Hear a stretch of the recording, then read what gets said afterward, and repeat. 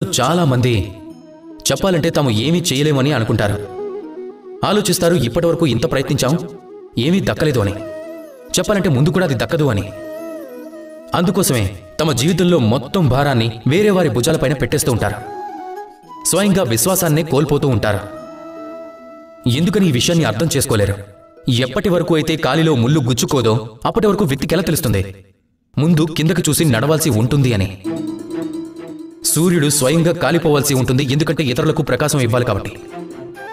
రాత్రిని అంధకారం నుంచి పోరాటం కోసం చందమామ ఆకాశంలో ఒంటరిగా వెళ్లాల్సి ఉంటుంది.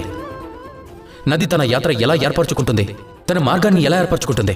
ఈ రాళ్లతో పోరాడి ఏర్పరచుకుంటుంది. ఒకవేళ మీరు స్వయంగా మీకు సహాయం చేసుకోవడానికి సిద్ధంగా లేరు అంటే అప్పుడు నిశ్చిత రూపంలో మీ ఈ జీవితం వ్యర్థమే అవుతుంది. గుర్తుపెట్టుకోండి, ఈ ప్రపంచంలో మీ జీవిత భారాన్ని మీ భుజాలపైననే మొయ్యాల్సి ఉంటుంది. ఇతరుల భుజాలపై కేవలం శవయాత్ర మాత్రమే వెళ్తుంది.